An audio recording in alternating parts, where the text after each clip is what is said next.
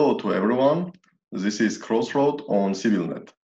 And this time we will discuss the implications of COVID-19 global pandemic on the transformations of world order. And we will seek to understand what will be implications of this global pandemic also on perspectives of US-China relations. Even before pandemic, the world order was undergoing global transformations. We were witnessing the shift of global power from west to the east, and definitely COVID-19 will have its impact on all those issues.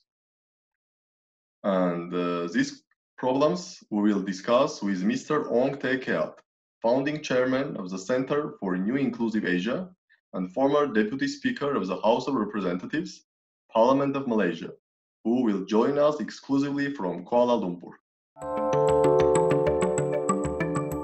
Good morning, Mr. TK Dong, and good morning from Yerevan, Armenia. Thank you for joining us. Good afternoon, Ben. Our local time now is in the afternoon, so I need to address you, Mr. Ben. Good afternoon.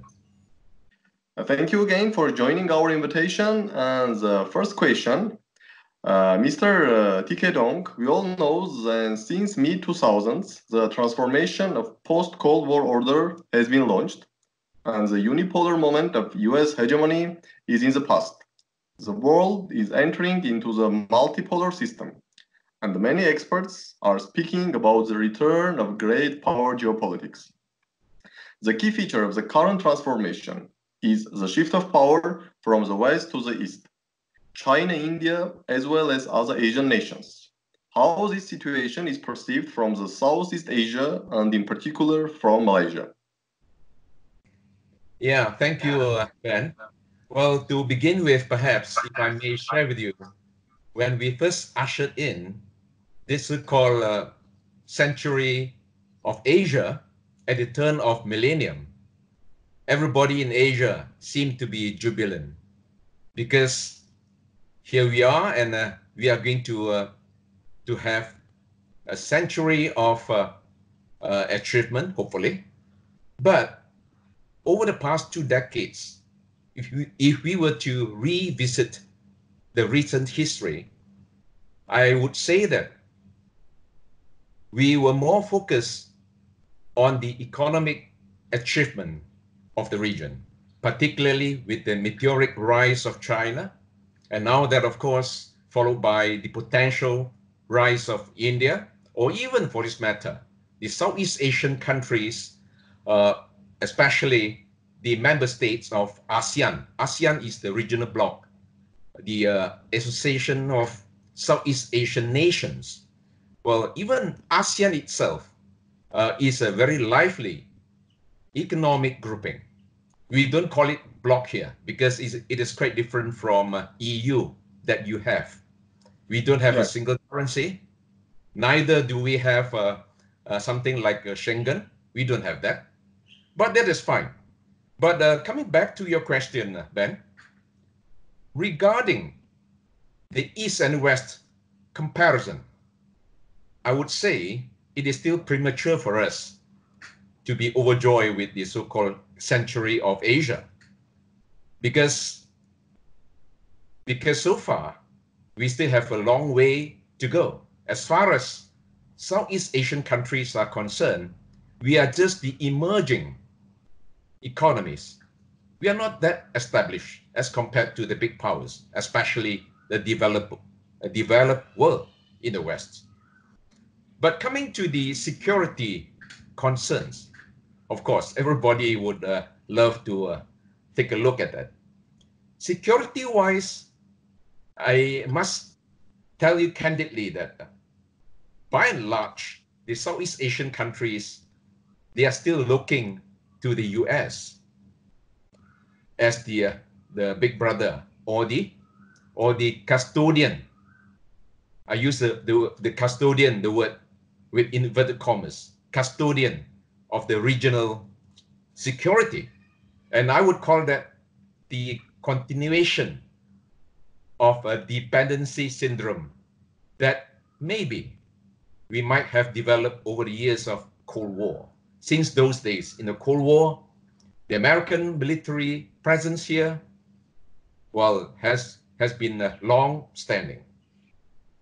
But take a look at China, the emerging power we are talking about, China. China only became active internationally after the year 2001, after its admission into WTO, the World Trade Organization. Yeah. And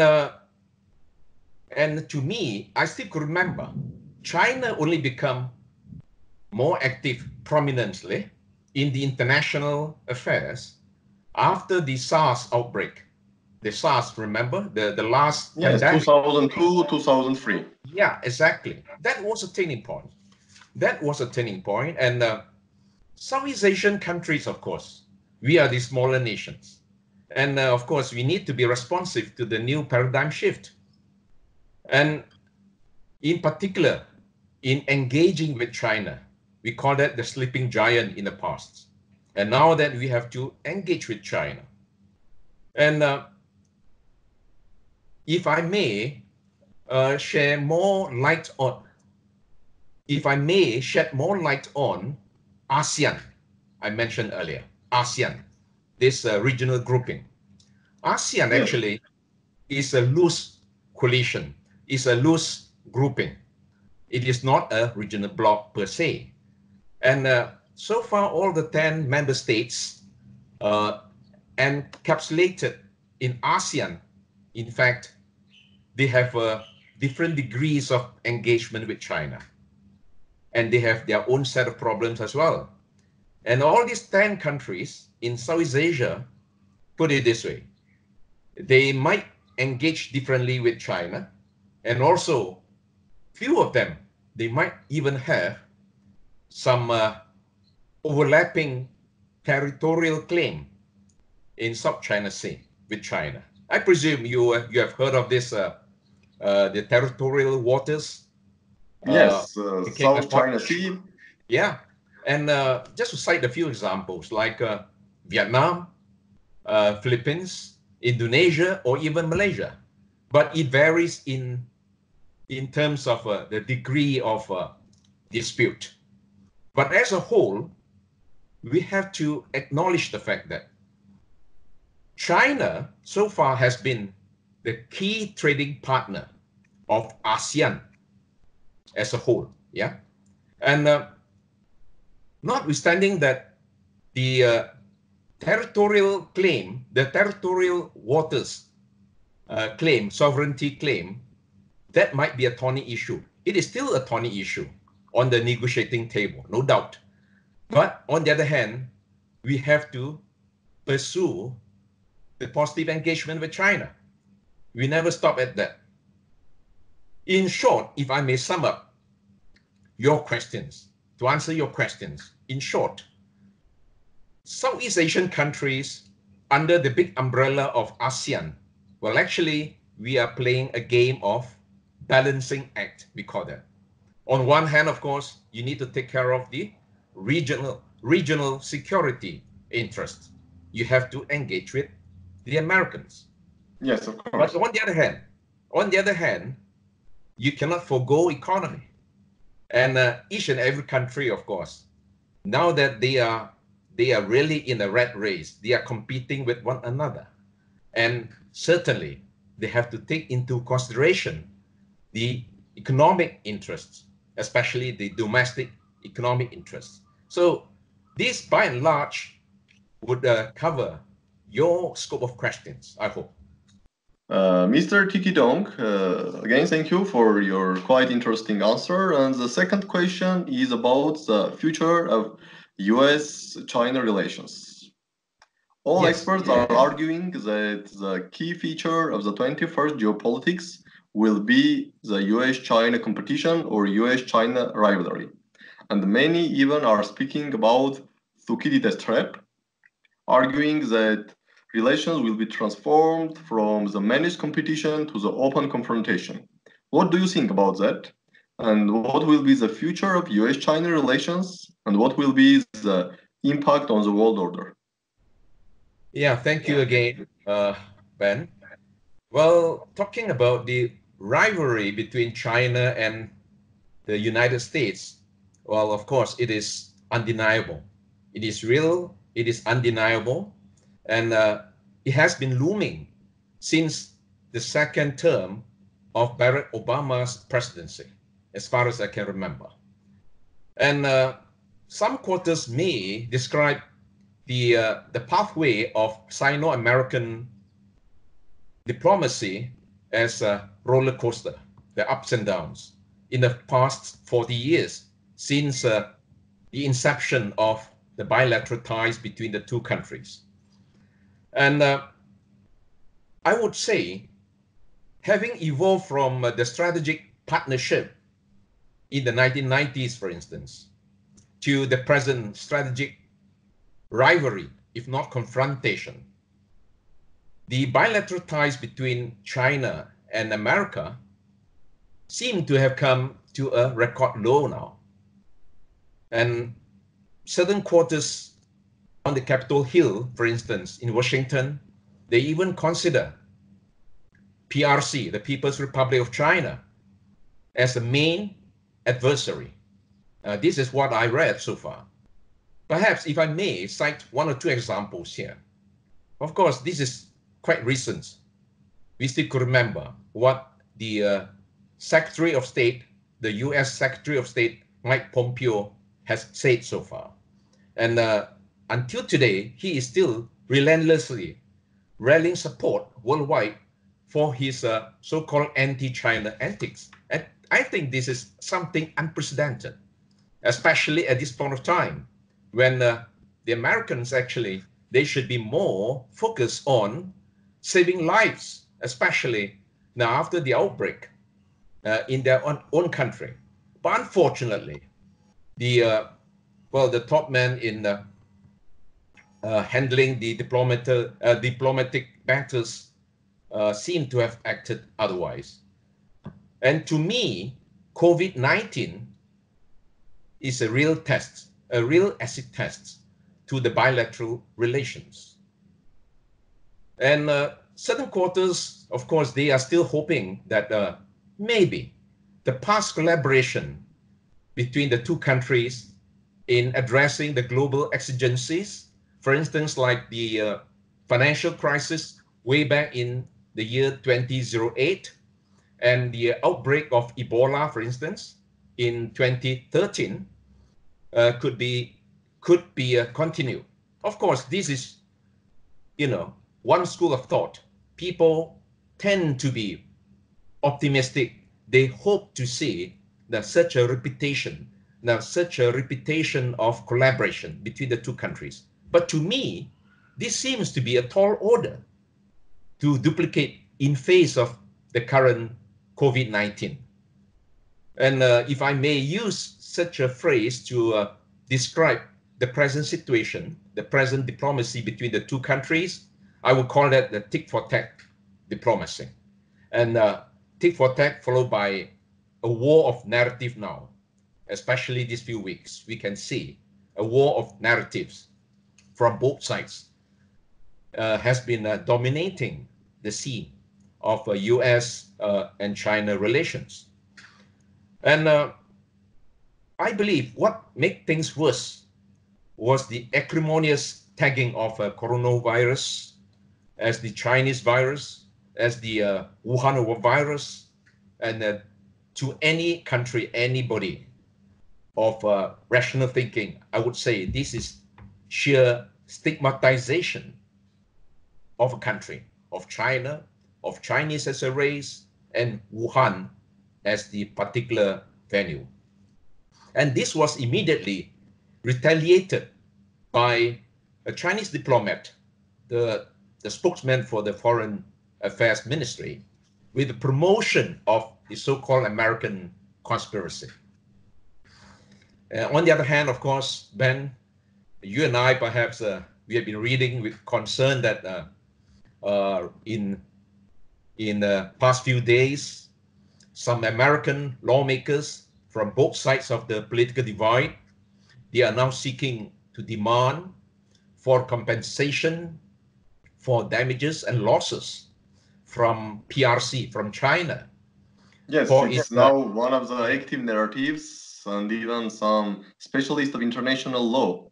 They are now seeking the ways somehow to go to the international courts and demand some compensation for at least economic losses.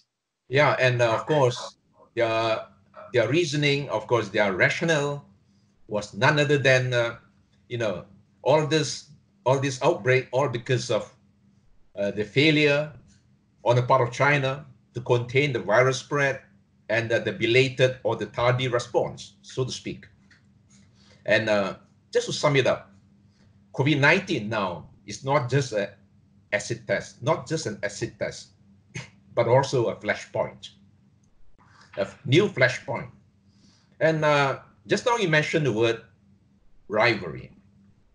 To me, rivalry or competition is understandable, especially when you have sitting power dominating the world scene for so long. And now that all of a sudden you have an emerging economy, emerging power in the East, and more so, China is practicing an entirely different set of polity, different from the West. Certainly, this would raise many eyebrows in the West. But to me, rivalry or competition is not necessarily unmanageable. It can be managed, but it all depends on how you look at it. And would that lead to war between the two countries, as what Olison Graham has put it, the Thucydides trap? To me, I don't buy the idea. Sorry to say that. I beg to disagree. Now, because this actually can be averted, provided both powers, I think they are matured enough. And in pursuit of their global leadership, they must know how to compete with decorum, compete with civility. And all these are the basic virtues expected of the two powers. And on top of that, of course, the two powers must have self-confidence in accommodating a fair, or at least seemingly fair, competition in a non-zero-sum perspective. And one more thing, if I may share with you further. When you compete with your rivals or your competitors, not necessarily you need to take the rival as your adversary, your enemy. I don't think that is the so-called the good spirit of competition we should have. And if at all, any power, be it China or America, if it were to take the other party as an adversary, that means to say you are virtually leaving no room for international cooperation. That means to say you take the other party as an enemy. And how are you going to cooperate then? In case, you are right. Yeah, in case you need to have this kind of international collaboration. And one more point here, Ben, I do observe that the two countries, basically, they are practicing different sets of values, different polities, and I think it's fine.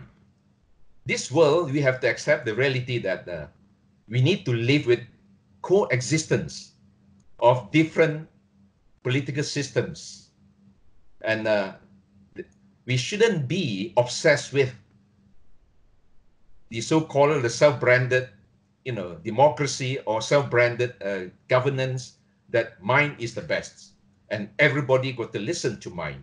I don't think that is the healthy spirit that we need to have.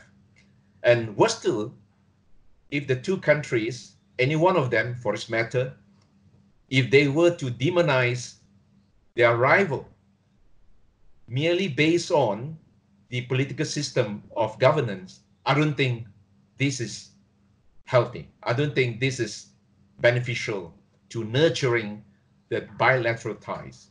And by and large, I think now these are the few main areas of my concern as far as the Sino-American relations are concerned. One of the accusations which US is putting toward China is a so-called Chinese agenda, having some intentions to have a hegemony, at least in Asia, and maybe even to reach a global hegemony in the long-term perspective all over the globe. But regarding the Asia, we all know the territorial disputes in South China Sea, and we know that some members of ASEAN has territorial disputes with China. So what are the ASEAN members, and in particular Malaysia perspectives, how these disputes can be resolved, or how these disputes should be resolved?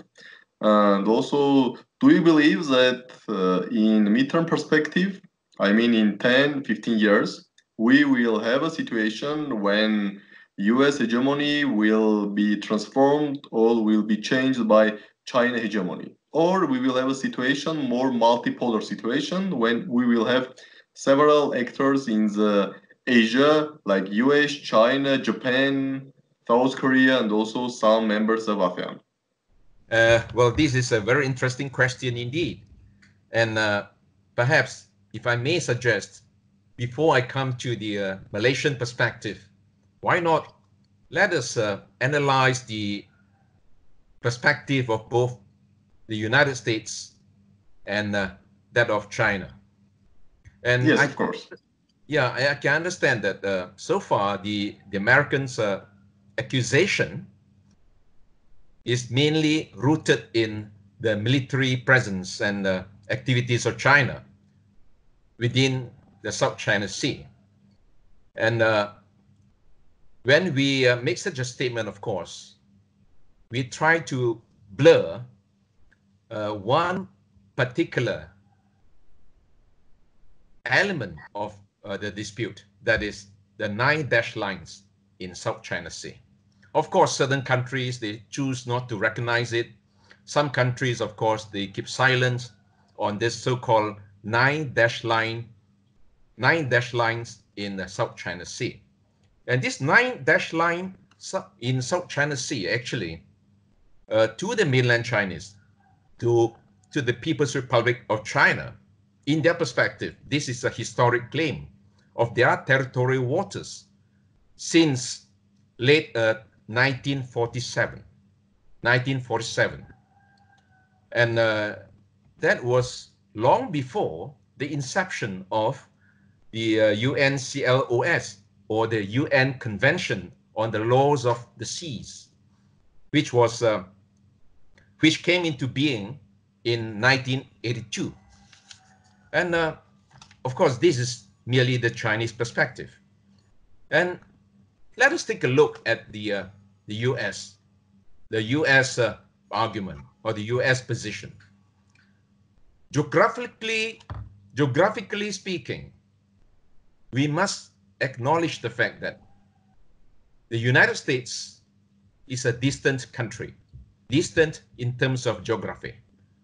And people may tend to ask, what have you got to do with this part of the world, more so in South China Sea? This is a question asked, even asked by the mainland Chinese. That means to say people are casting doubts on the local standard of Americans in meddling with the regional affairs in Southeast Asia. But to me, I could read it this way. Perhaps the only justification for the US intervention is US may feel its military dominance in the region being under threat, being threatened. And I could see very clearly that this has ramped up their activities as well in South China Sea of late. Yes, so-called operations of free navigation, yeah, and etc. Yeah, and of course, being a small country like Malaysia, we have our stand as well. And we are one of the claimants involved in the overlapping sovereignty claim over certain parts of South China Sea. But that does not deter the kind of relationship between Malaysia and China so far. And we prefer not to get involved or not to get sandwiched in between the Americans on one hand and the Chinese on the other hand. We prefer to have direct negotiation, direct engagement with mainland Chinese, with the People's Republic of China.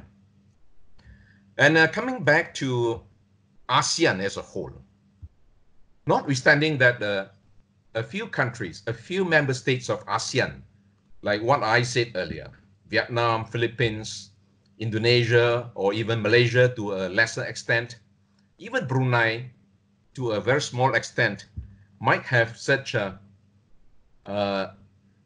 problems or issues to be ironed out with China.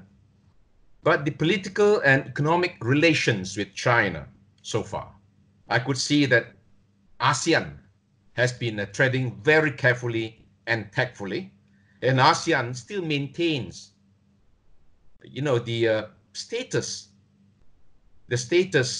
of being the key dialogue partner as well as the trading partner of China. That means to say, over the past decades, ever since China became active internationally, now this kind of role played by China and ASEAN, well, has never changed so far. And perhaps one thing that is worth mentioning here, of course, people may link it to the regional comprehensive economic partnership. Yes, something like a trade deal between ASEAN and some other states, including China, Australia, South Korea, I believe. Yeah. And well, actually, I must say that that is quite different from the TPP, right? The aborted TPP. And RCEP, in fact, you might have read about it last year. In last year, actually, the concept of RCEP has gained traction with endorsement of all the participating countries except India. That means to say, to date, other than the 10 member states of ASEAN, we have Japan, South Korea, Australia, New Zealand, and China, of course. These are all important players in Asia, beside India and also beside US, who is a global player. Well, US is not involved here. Yes, yeah. So we have the so-called 15 countries, the 15 participating countries giving the endorsement. And India, of course, due to their own home politics, they did not reject outright, but then they just suggested to put it on hold. That's it. And I must say that by and large, this part of the world, we don't believe in open confrontation, much less the military intervention or confrontation. And well, coming back to your question or your concern earlier. Now, would it be that this part of the world be dominated one day by a new form of hegemony? A new form of hegemony, yes. Perhaps spearheaded by Chinese, not the Americans. And if I may share a little bit of my observation here. I think this COVID-19 pandemic, as I said earlier, it is a real litmus test, not just to the Sino-American diplomacy, but also to the global role played by the powers, especially by the US. And unfortunately, the US so far failed miserably in assuming the global role for whatever reasons, best known to President Trump, of course.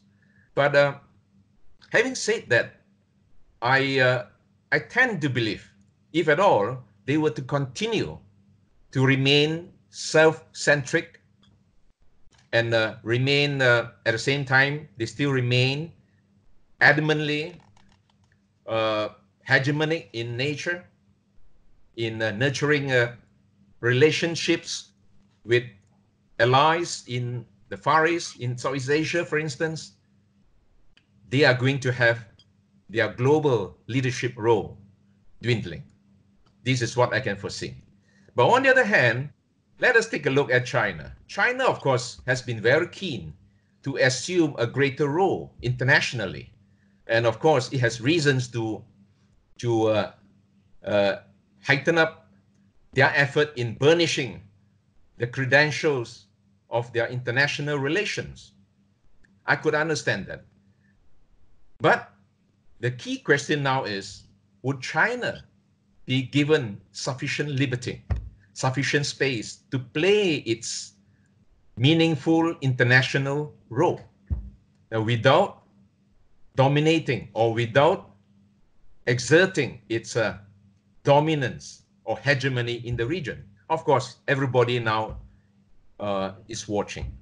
And China make its stand very clearly. I still could remember time and again in their narrative, even in the speeches or messages sent out by their leaders, their top leaders, they said that global leadership, global role is not necessarily synonymous with global hegemony. Meaning, they say China has never conquered a single country in the region in the past few thousand years.